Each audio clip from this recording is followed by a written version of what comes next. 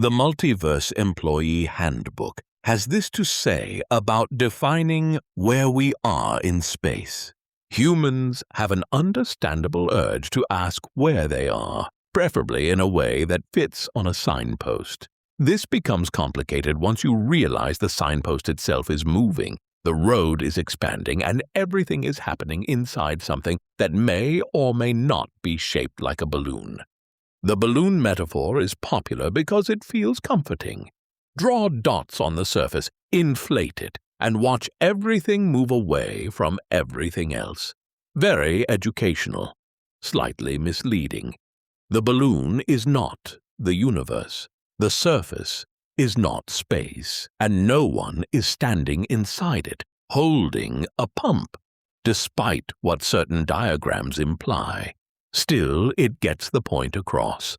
There is no center you can point to without accidentally pointing at yourself.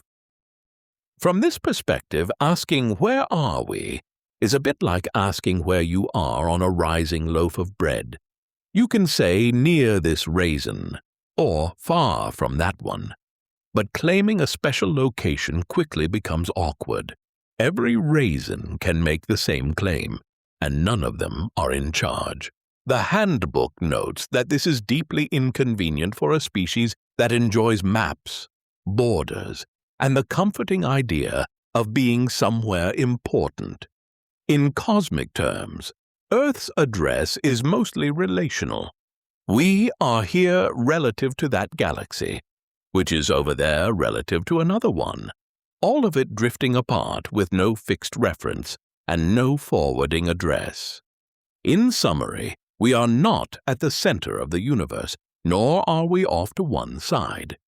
We are simply on the balloon, moving with it, doing our best to describe our position while the map quietly expands underneath us.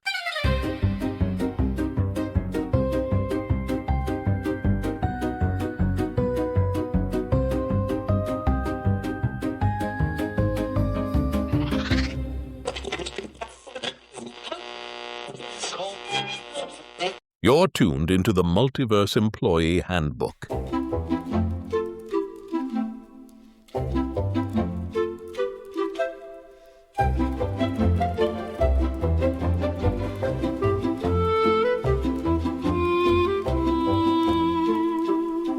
Today we're attempting to answer a straightforward question that turns out not to be straightforward at all.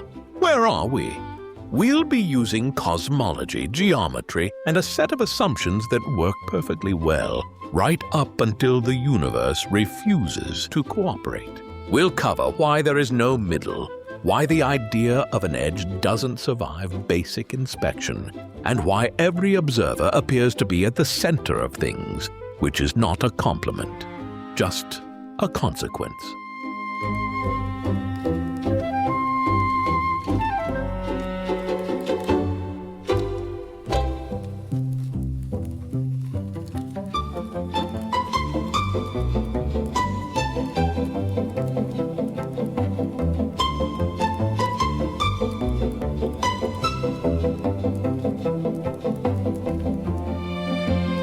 This is going on a bit longer than usual. Don't you usually just blow it up by now?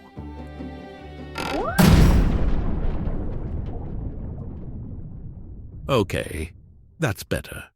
Gather round the cartography department for a cautionary tale about reference frames, misplaced confidence, and the quiet unease that comes from realizing your coordinates don't actually point to anything in particular.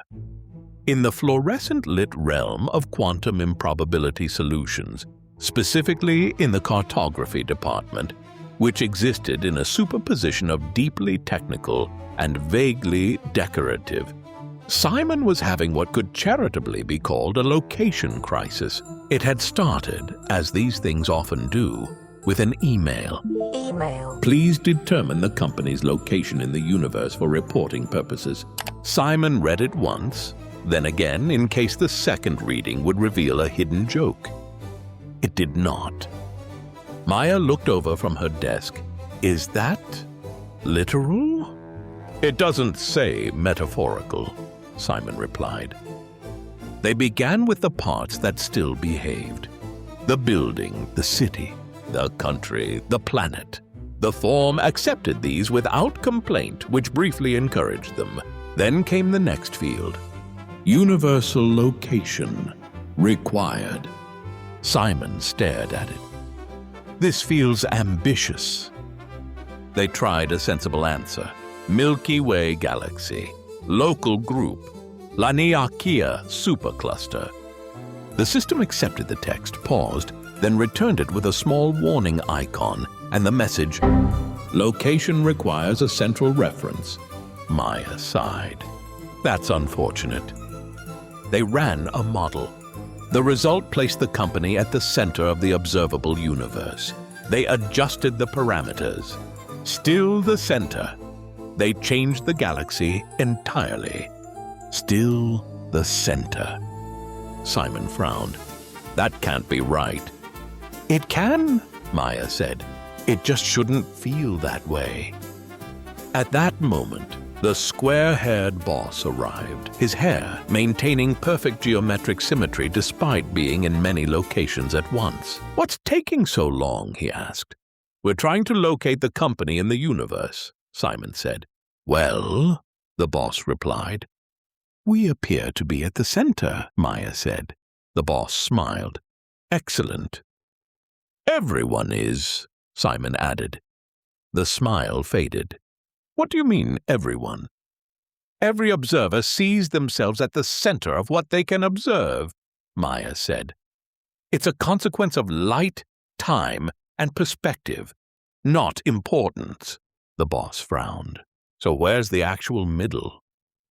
"There isn't one," Simon said. The boss folded his arms. "Everything has a middle." "Not this," Maya said. They tried another approach. Perhaps the universe had an edge. They searched for it. They found the limit of visible information, roughly 46 billion light-years away in every direction. "This must be the edge," the boss said. "It isn't," Simon replied. "It's just as far as we can see." "So what's beyond it?" "More universe," Maya said. "Where does that end?" "We don't know." The boss stared at the screen. "So there's no center and no edge." "Correct. And yet we are still required to provide a location." "Yes." There was a long silence. Finally, the boss spoke. "Could we average it?" "No." "Approximate it?" "No."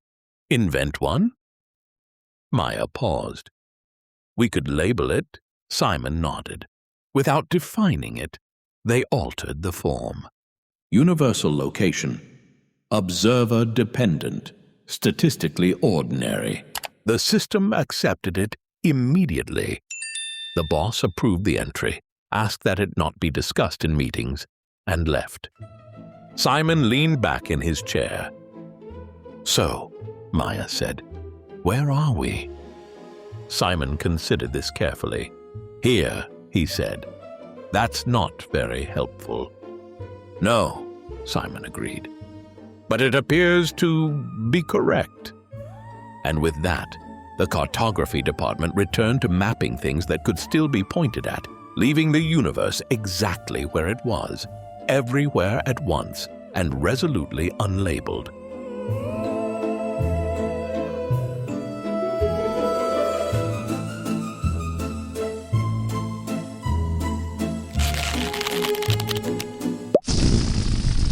And that brings us to the fascinating science behind cosmic positioning, or more accurately, why the universe appears to have been designed by someone who never learned to organize a filing cabinet and considers everywhere a perfectly acceptable answer to basic administrative questions.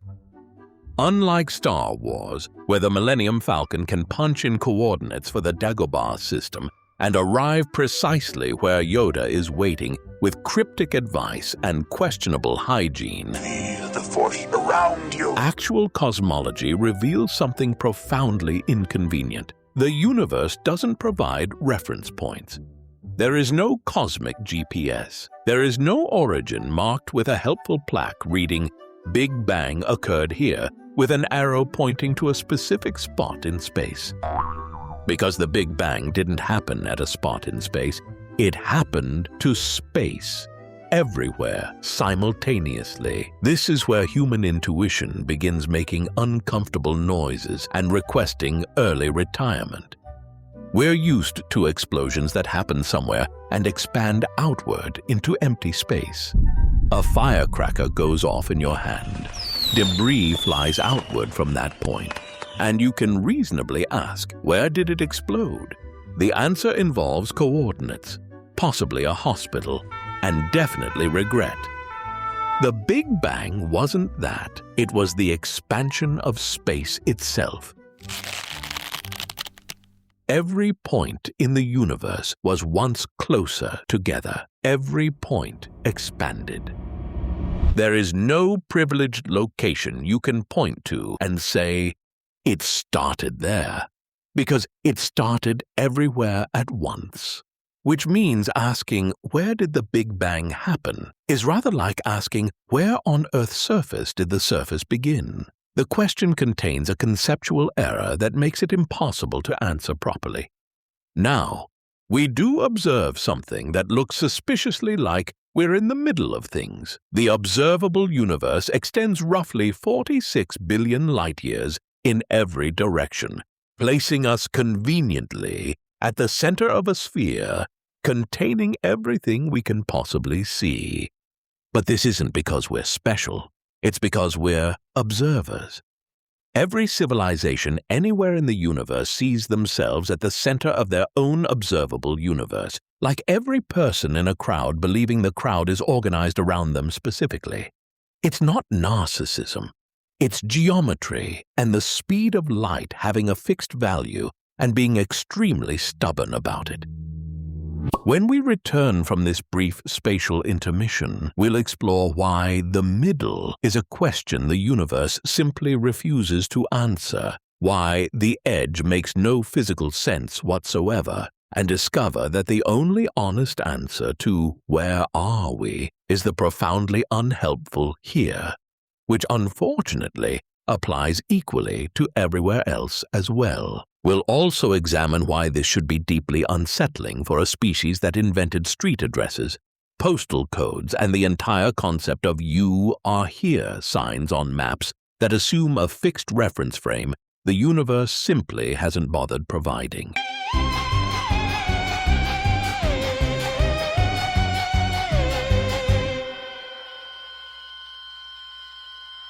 Welcome back, my topologically challenged teammates. Right. Let's address the question Simon and Maya couldn't answer. Where is the center of the universe? The uncomfortable truth is that the question itself is broken. Not because we lack sufficient data or because our telescopes aren't powerful enough, but because the universe doesn't have a center in any meaningful sense. Asking for its location is rather like asking what color Tuesday is or which direction is heavier.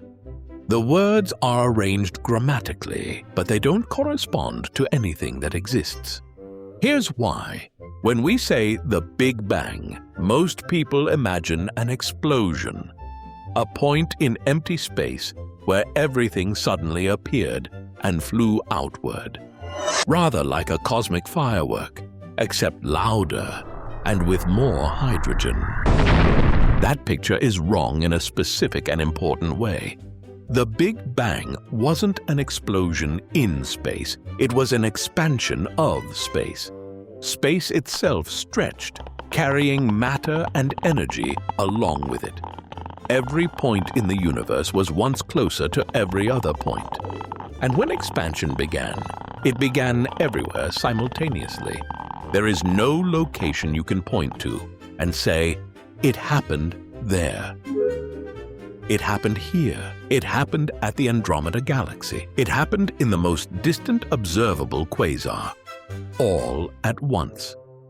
If you insist on asking where the Big Bang occurred, the only honest answer is everywhere, which is cosmologically accurate but administratively useless.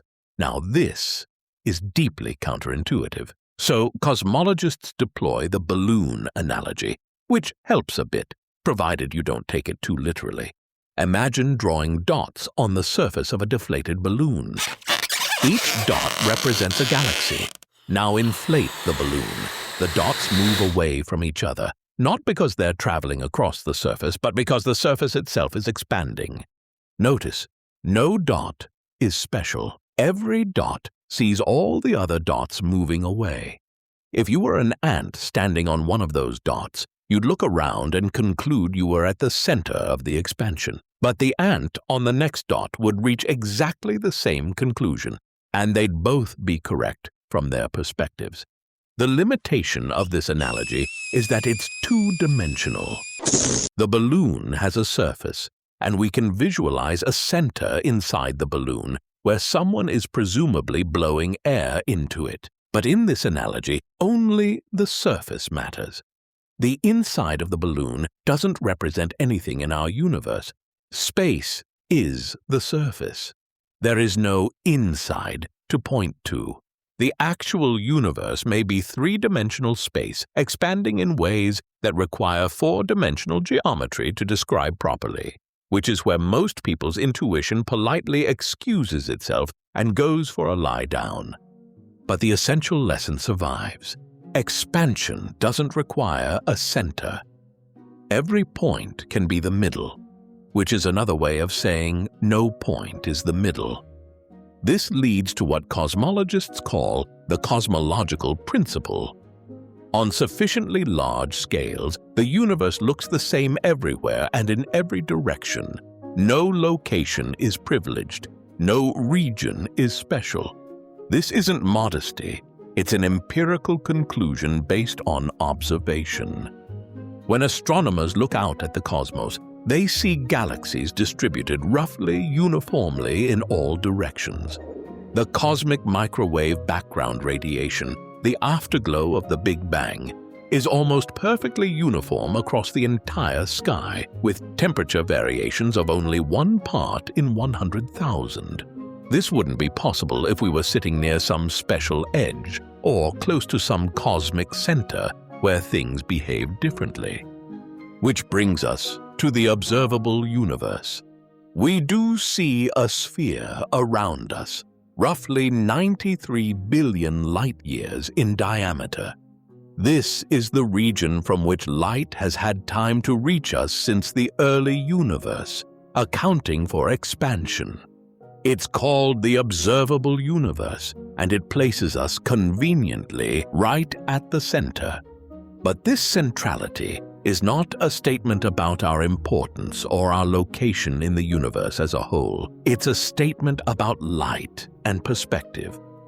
Every observer, anywhere in the cosmos, sees themselves at the center of their own observable sphere. A civilization in Andromeda would measure the same cosmic microwave background, surrounding them symmetrically. A hypothetical astronomer in a galaxy 10 billion light-years away would draw the same sphere around themselves. The observable universe is not the universe. It's just the part we can see.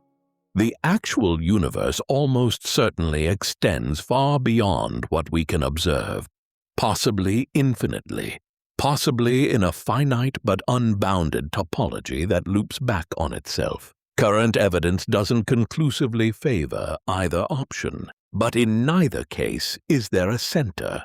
The cosmic microwave background is particularly telling. It's the earliest light we can see, emitted when the universe was only 380,000 years old and finally became transparent. This radiation reaches us from every direction equally, forming a perfectly symmetrical horizon. If there were a center to the universe, we'd expect to see some asymmetry in this background, a direction that looked different, a region that was hotter or denser or older. We don't. The CMB is astonishingly uniform, which is exactly what you'd expect if every point were equally valid. To put this in corporate terms, Imagine a company where every employee genuinely believes they're central to operations. Not because they're deluded, but because the organizational structure is such that every role genuinely is central from its own perspective. Finance believes nothing functions without proper budget allocation. Engineering believes the product wouldn't exist without them. Marketing believes no one would know about the product without their efforts. And mathematically, they're all correct. Remove any one department, and the system changes fundamentally. The universe operates on similar logic. Every point is central to its own observable sphere. Every observer sees themselves at the middle of what they can measure. And the universe itself provides no external reference frame to resolve the dispute, because there is no dispute to resolve. The center is everywhere, which means the center is nowhere, which means the question was always based on assumptions the universe simply doesn't accommodate. So if there's no center, perhaps there's at least an edge. Some boundary where space simply stops, like the end of a map where the cartographers wrote, "Here be dragons," and called it a day. There isn't. The universe appears to be either infinite or finite, but unbounded.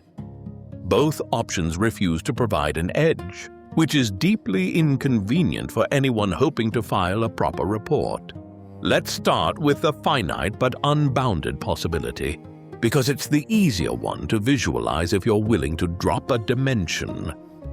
Imagine walking around Earth's surface. You can travel in any direction, indefinitely, and never reach an edge. The surface is finite. It has a measurable area, but it's unbounded. There's no border, no wall, no point where you fall off. The geometry curves back on itself. The universe could work similarly, except in 3 dimensions instead of 2. Positive curvature. Travel far enough in one direction, and eventually you'd return to where you started, having circumnavigated the cosmos without ever encountering a boundary. Current measurements suggest the universe is either flat or very close to it, which makes this less likely but doesn't rule it out entirely. The alternative is that the universe is infinite, flat or negatively curved, stretching on forever in all directions. In this scenario, there's no edge because there's nothing to be an edge of.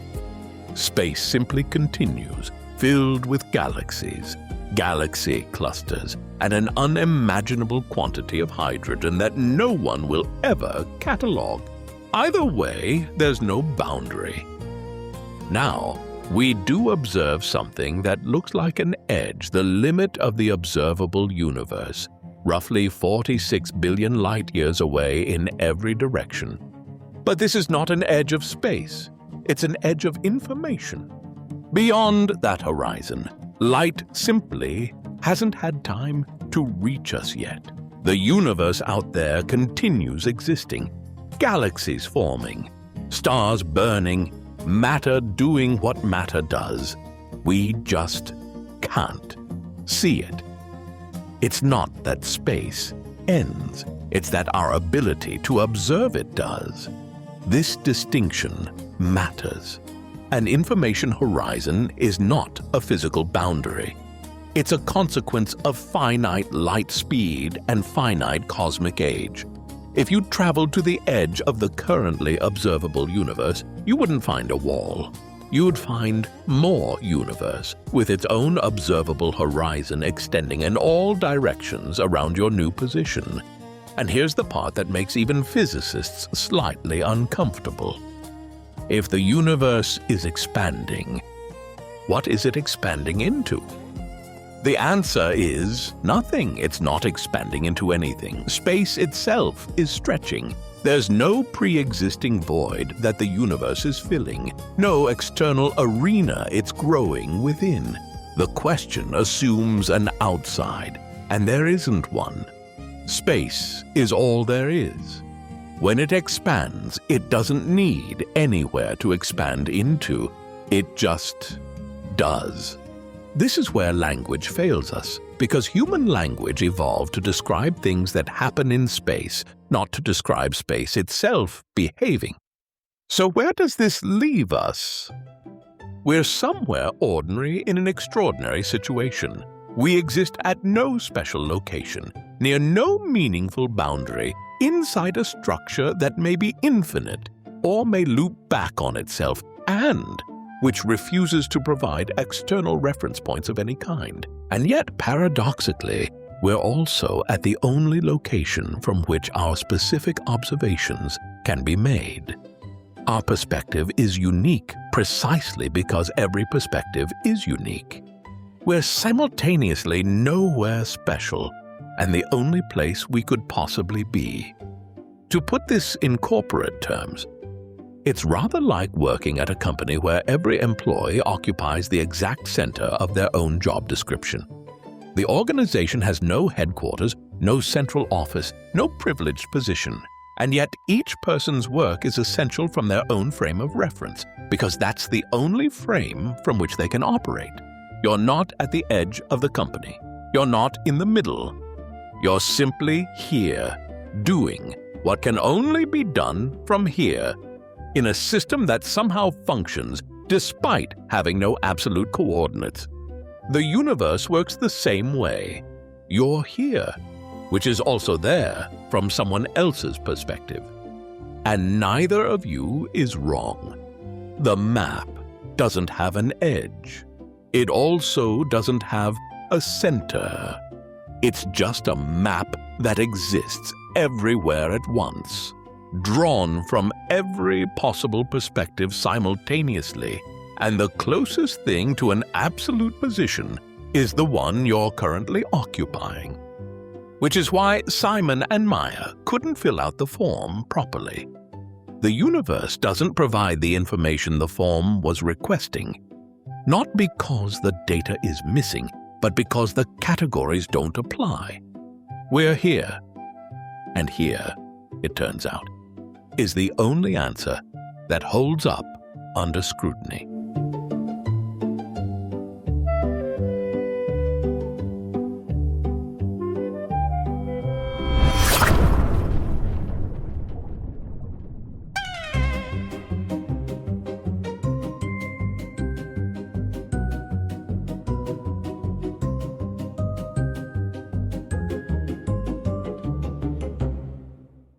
Well, my cosmically disoriented colleagues, we've reached the end of another quantum orientation crisis. Today we've learned that in the multiverse of spatial references, every location exists in a superposition of absolutely central and entirely ordinary until someone demands proper letterhead coordinates.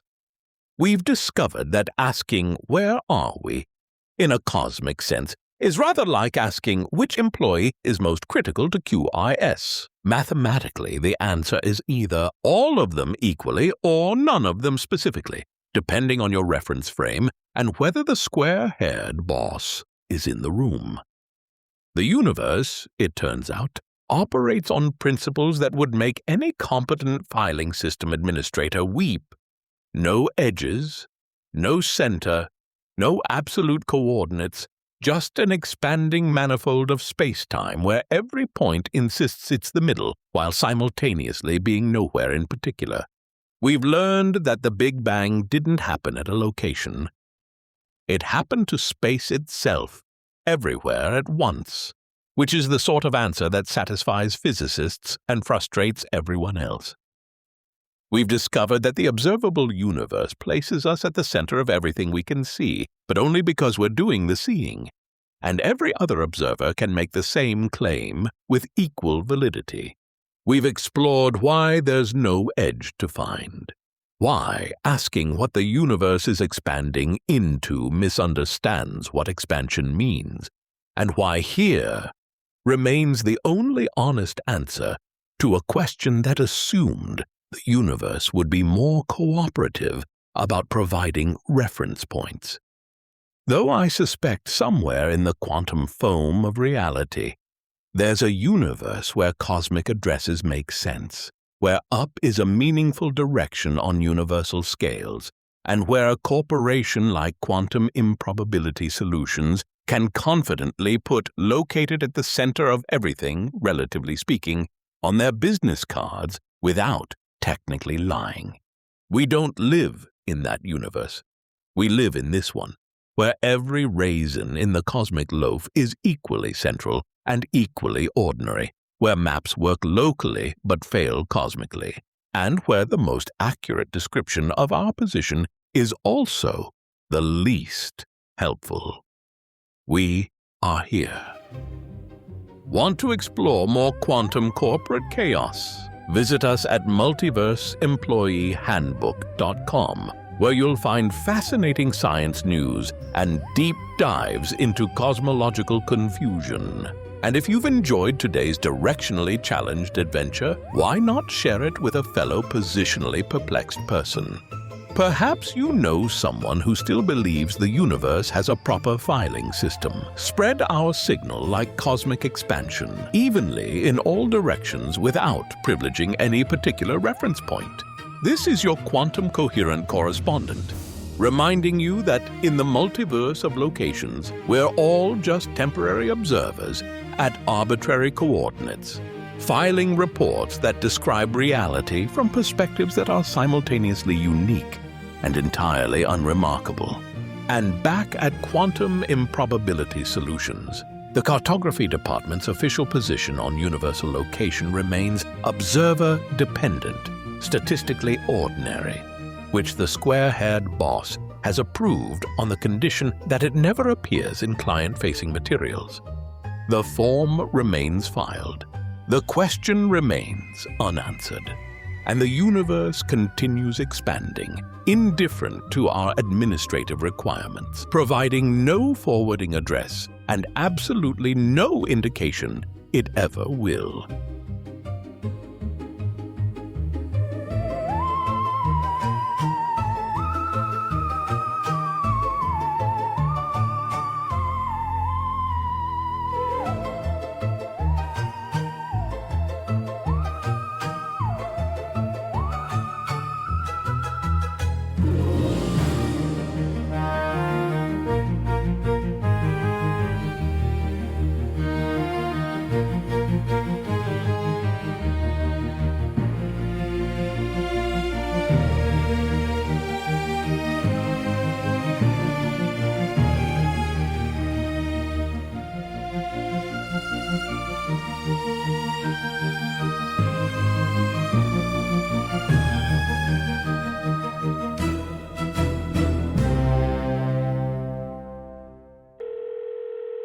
Hello? Hey, I'm Rob Corrigan, the human who dreamt up the Multiverse Employee Handbook, because I can't stop marveling at how strange and wonderful the universe is, and how often it behaves like a very large company with confusing corporate policies. In a world increasingly run by AI, I think it matters to be clear about what's human-made and what's conjured by machine magic. So here's the straight-up rundown. The host, David, is a professional voice actor. The voice you hear has been digitized using 11 Labs voice cloning technology, with his blessing and excellent enunciation. The episode thumbnails are created with OpenArt's AI models. Music and sound effects come from Pixabay, composed by human artists. Everything else, the writing, the jokes, the research, is 100% me, human hands, human brain, and occasional human muttering. Thanks for listening, and for being a good human in an increasingly automated cosmos. And if you like this show and make it this far, it would really mean a lot to me if you shared it with a colleague, a friend, or anyone. It's really the best way to make podcasts like this grow, and I sincerely appreciate it. Rob, do stop ringing after hours. The kettle's on and I'm halfway through a biscuit. Toodaloo.